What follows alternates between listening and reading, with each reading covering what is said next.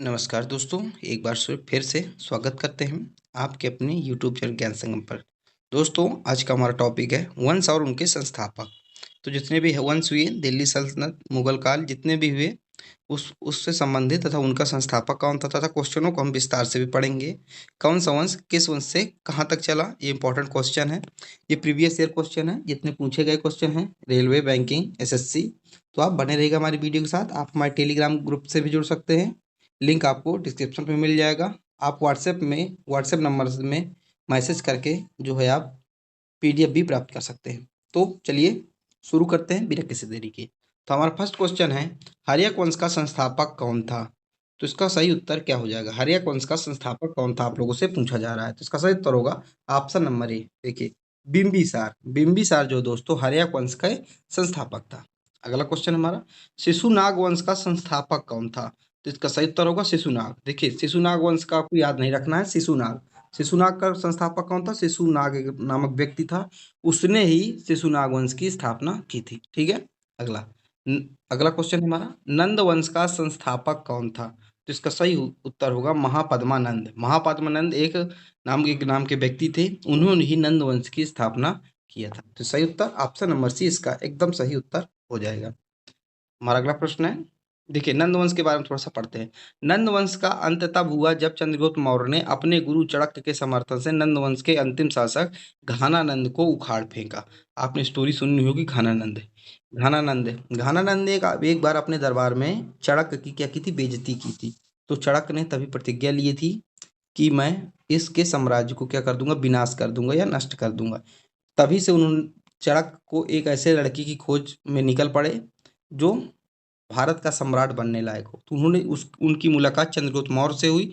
उनको ही उन्होंने इतना पढ़ाया लिखाया सिखाया, हर विद्या में निपुण किया, तथा अंत में चंद्रगुप्त मौर्य क्या करते हैं? घनानंद को के शासक को उखाड़ फेंकते हैं, शासन को उखाड़ के फेंक देते हैं, उसको हरा देते हैं। फिर वहां पे मौर्य वंश की स्थापना हो जाती है। तो नंद वंश का स्थापक कौन था? महापद्मा नंद था। तो अंतिम शासक कौन था? घनानंद उनका अंतिम शासक था। ठीक है, आपको समझ में आया होगा। इसके बाद जब नंद वंश समाप्त हो गया तो फिर आता है मौर्य वंश। मौर्य वंश का स्थापक कौन था? तो चंद्रगुप्त मौर्य जो है मौर्य वंश के संस्थापक थे, जो मैंने आपको अभी बताया। ऑप्शन नंबर डी इसका एकदम सही उत्तर हो जाएगा। देखिए, शासनकाल अगर मौर्य वंश की बात करें तो 321 से 185 तक चला था। अच्छा शासनकाल। अगर अंतिम शासक मौर्य वंश का अंतिम शासक कौन था? तो बृहस्पति था मौर्य वंश का अंतिम शासक। ये आपको समझ आएगा। तो मौर्य वंश का संस्थापक कौन था? चंद्रगुप्त मौर्य। अंतिम शासक बृहस्पति। इसका शासनकाल 321 से 185 बीसी। ठीक है, आपको ये समझ में आ गया होगा। अगला अगला हमारा, शुंग वंश का संस्थापक कौन था? तो शुंग वंश का संस्थापक था पुष्यमित्र। कौन थे? पुष्यमित्र जो है शुंग वंश के संस्थापक थे। ऑप्शन नंबर एकदम इसका सही उत्तर हो जाएगा। अब शुंग वंश देखिए, तो 185 से 75 बीसीई तक कौन था? शासनकाल था शुंग वंश का। अंतिम शासक देवभूति था। कौन था अंतिम शासक? देवभूति था। तो पहले कौन आया? मौर्य वंश आया 321 से 185। फिर इसके बाद आया शुंग वंश। शुंग वंश 185 से 75 बीसी। अंतिम शासक देवभूति। ठीक है, इसके संस्थापक कौन थे? पुष्यमित्र थे शुंग वंश के संस्थापक। अगला है, कण्व वंश का संस्थापक कौन था? तो इसका वासुदेव कण्व जो है कण्व वंश के संस्थापक थे। ठीक है। अगला है, श्री गुप्त वंश का संस्थापक कौन था? तो गुप्त वंश का संस्थापक कौन था? श्रीगुप्त। ये भी आपको रिलेट कर लें, नाम से पता चला। गुप्त वंश का संस्थापक कौन था? श्रीगुप्त जो गुप्त वंश के संस्थापक थे। अगर इसकी शासनकाल की बात करें तो 240 से 550 सी तक जो है गुप्त वंश का शासनकाल था। अंतिम शासक विष्णुगुप्त इसके अंतिम शासक थे। ठीक है दोस्तों, अगर आपने मध्यकालीन भारत में इतिहास नहीं पढ़ा है तो आप हमारी प्लेलिस्ट में जाइए, मैं आपको मध्यकालीन इतिहास पढ़ा रहा हूँ। ठीक है, वहाँ आप देख सकते हैं। दिल्ली सल्तनत का जो 5 वंश थे उसमें से एक वंश जो प्रथम वंश था उसके बारे में मैंने आपको पूरा वहाँ पर पढ़ा दिया है। ठीक है, गुलाम वंश के बारे में मैंने पूरा पढ़ा दिया है। अगर आपने नहीं पढ़ा तो आप हमारी प्लेलिस्ट में जाइए, वहाँ देखिए, आप हमारे चैनल को विजिट कीजिए, वहाँ से आप पढ़ लीजिए। खैर, अभी हम यहाँ देखते हैं। हमारा 8वां क्वेश्चन है, सतवाहन वंश का संस्थापक कौन था? तो इसका सही उत्तर होगा option number C. Option number C एकदम इसका सही उत्तर। सीमुक जो है सतवाहन वंश का संस्थापक था। अगला प्रश्न है, पल्लव वंश का संस्थापक कौन था? तो पल्लव वंश का शिम्भा विष्णु, सिम्हा विष्णु जो है पल्लव वंश के संस्थापक थे। तो इसका सही उत्तर होगा ऑप्शन नंबर ए दोस्तों, इसका सही उत्तर हो जाएगा। अगर पल्लव वंश की बात करें तो राजधानी कांचीपुरम इन्होंने बनाई थी। अंतिम शासक कौन था? अपराजित वर्मन जो है इनके अंतिम शासक थे, किसके? पल्लव वंश के, आपको याद रखना है। दक्षिण के चालुक्य वंश का संस्थापक कौन था?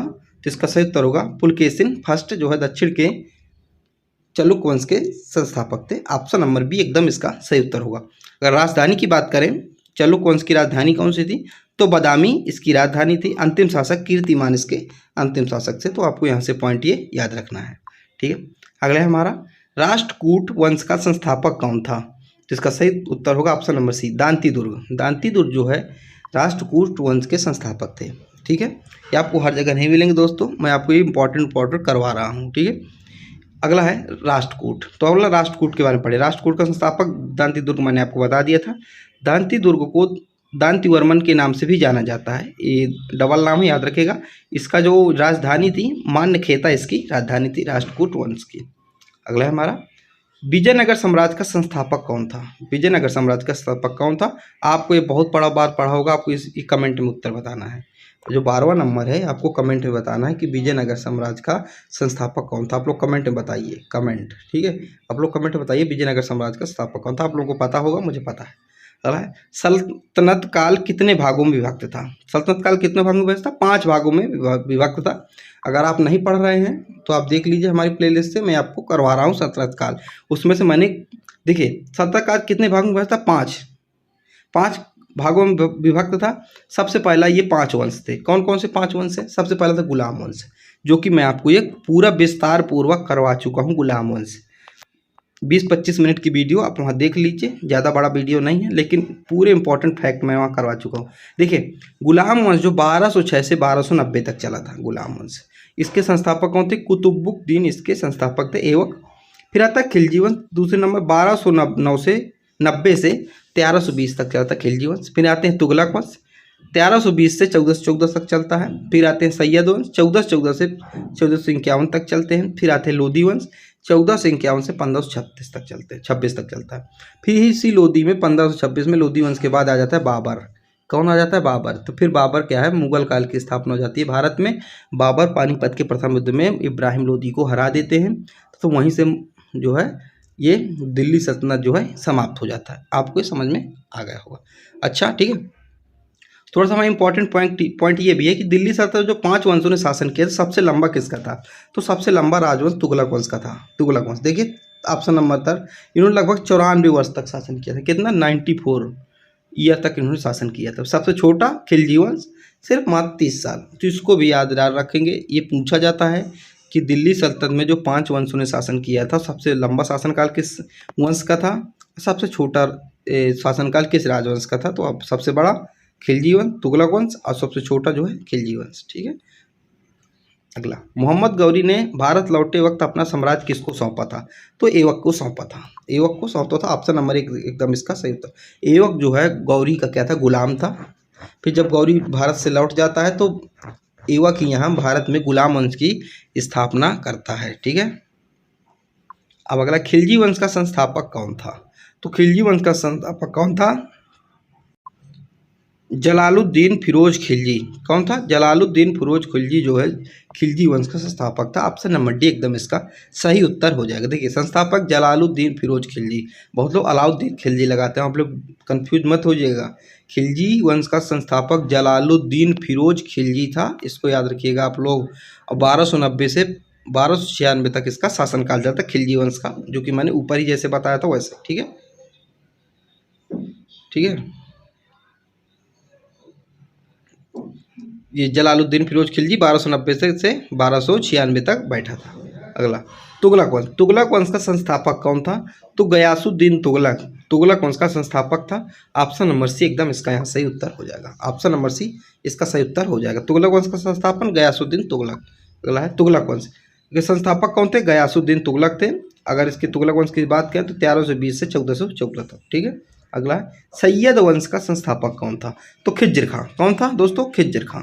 इसको लोग भूल जाते हैं, आप लोग याद रखिए। खिज्र खां जो सैयद वंश का संस्थापक था, ठीक है। अब देखें सैयद वंश राजवंश, संस्थापक खिज्र खां था। शासन का 1414 से 51 तक शासनकाल इन्होंने किया। ठीक है। लोदी वंश का संस्थापक कौन था? तो बहलोल लोदी। कौन था? बहलोल लोदी लोदी वंश का संस्थापक था। ऑप्शन नंबर एकदम इसका सही उत्तर हो जाएगा। ठीक है, बहलोल लोदी। ठीक है, इसका लोदी वंश का अंतिम शासक इब्राहिम लोदी था। ठीक है, जिसको बाबर ने पानीपत के प्रथम युद्ध में हराया था। अगला है मुगल वंश का संस्थापक कौन था? आपको सभी पता मुगल वंश का संस्थापक कौन था? बाबर था। कौन था दोस्तों? बाबर था। ठीक है, option number C Babur. Babur Mughal वंश का संस्थापक था। इसके बाद ही 1526 के बाद ही जो है बाबर ने भारत में मुगल काल की स्थापना कर दी थी। और बाबर ने मुख्य 4 युद्ध लड़े थे दोस्तों। ठीक है, आप लोगों को पता होगा। अगर आपने बाबर के बारे इतिहास मुगल वंश नहीं पढ़ा है, बाबर का पूरा इतिहास नहीं पढ़ा, उसके युद्ध कौन कौन से किए थे, पानीपत का प्रथम युद्ध, चंदौरी, घाघरा, खानवा, ये सब आप जाके देख सकते हैं, जो कि आपको मेरे चैनल पे ये वीडियो मिल जाएगा। विस्तार पूर्वक वीडियो है। आप लोगों को वीडियो कैसी लगी? आप लोग अपना दोस्तों फीडबैक जरूर दीजिएगा। जो कि मैं आपको ये लिख के पढ़ाता हूँ, ऐसे जो आपको लोग लिख के पढ़ाता हूँ, तो आप लोगों को समझ में आता है कि नहीं आता। तो मैं हर वीडियो में कहता हूँ आप लोग अपने ये फीडबैक जरूर दीजिए कि ये ऐसे समझ में आ रहा है आपको कि नहीं आ रहा है, या मुझे कुछ और सुधार करने की ज़रूरत है। आप लोग अपना फीडबैक जरूर दें। मिलते हैं अगली वीडियो पर। जब तक के लिए जय हिंद, जय भारत।